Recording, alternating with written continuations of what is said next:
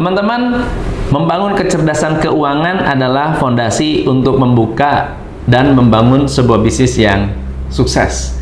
Bukan hanya bisnis, kepribadian Anda, keuangan keluarga Anda akan sangat sukses kalau Anda memiliki kecerdasan keuangan.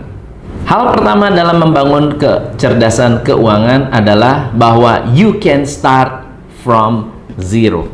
Anda bisa mulai dari nol. Anda mulai dari angka 0, dan angka 0 itu akan menjadi patokan Anda untuk akumulasi kekayaan. Yang kedua, Anda bayangkan bahwa orang miskin menjadi kaya, orang compang-camping menjadi sukses luar biasa. Itu harus menjadi ide di dalam pikiran kita untuk menginspirasi anak cucu kita. Sehingga Anda tidak akan khawatir dan ragu-ragu dalam memperjuangkan kemakmuran Anda. Yang ketiga adalah Anda tahu bahwa untuk mendatangkan uang, Anda harus rangsang dengan mengeluarkan uang. Jangan hanya berpikir bahwa saya ini ingin mendapatkan uang tapi nggak mau keluar uang. Segala sesuatu yang membutuhkan uang besar harus dirangsang dengan uang besar. Kalau Anda ingin mendatangkan untung besar, Anda harus mengeluarkan uang yang besar. Good news-nya, uang bisa digantikan dengan hal lain yang setara. Bisa waktu, bisa tenaga, bisa pengetahuan. Ketika Anda meluangkan waktu, Anda dapat uang. Anda menggunakan pengetahuan Anda bisa dapat uang. Semakin banyak pengetahuan yang Anda gunakan, makin banyak uang yang akan Anda terima.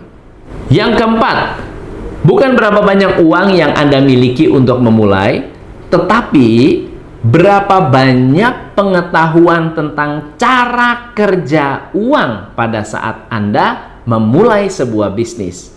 Pahami cara kerja uang sehingga Anda tidak akan ragu dalam berinvestasi, dalam memulai bisnis, atau dalam berbagi. Yang kelima, coba pikirkan tentang kecerdasan keuangan. Yang disebut cerdas adalah Anda mengerti semua aspek tentang keuangan. Anda memahami apa itu laba rugi. Anda mengerti apa itu neraca. Anda mengerti apa itu cash flow. Karena ketika Anda mengerti tiga hal ini, Anda mengerti dari mana uang itu datang dan kemana uang itu pergi, dan kemana uang itu tersimpan. Yang keenam, memahami literasi keuangan, memahami kecerdasan keuangan berbanding lurus dengan memahami emosi. Semakin Anda paham apa yang merangsang emosi Anda untuk keluar uang, semakin Anda mampu mengendalikan keuangan Anda. 80% problem keuangan muncul karena Anda tidak bisa mengendalikan diri. That's it. Yang ketujuh, waspada dengan gaya hidup. Kebanyakan orang yang gajian, mereka semakin tinggi gajinya, semakin bertambah gaya hidupnya. Dan semakin tinggi gaya hidupnya, semakin menuntut atasan untuk minta gaji yang lebih besar walaupun produktivitas mereka tidak berubah. Waspada dengan gaya hidup, karena gaya hidup Anda bisa membunuh keuangan Anda. Yang kedelapan, pastikan setiap pengeluaran Anda adalah untuk membangun aset, bukan untuk pengeluaran semata-mata. Kalau Anda membeli buku, itu adalah sebuah aset yang kalau Anda baca, Anda akan dapat uang lebih banyak. Kalau Anda membeli emas, Anda tahu Anda membeli aset. Tapi kalau Anda membeli motor, mobil, yang hanya digunakan untuk keperluan sehari-hari, tidak menghasilkan apa-apa, itu yang disebut gaya hidup konsumtif. Selalu pikirkan dan bayangkan uang yang Anda keluarkan harus menghasilkan uang lagi.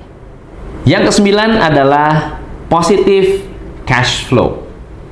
Uang keluar tidak boleh lebih besar dari uang masuk.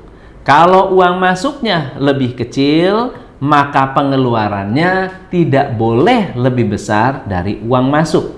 Kalau kita memiliki kedisiplinan untuk menjaga cash flow, menjaga positive income, positive cash reserve, Anda akan memiliki kesehatan keuangan yang positif. Dan yang ke-10 adalah menjadi orang yang bisa mempekerjakan uang, bukan diperbudak oleh uang.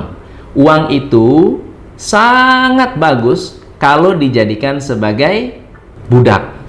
Uang itu adalah raja yang buruk. Untuk itu, Anda harus menjadi raja atas uang Anda.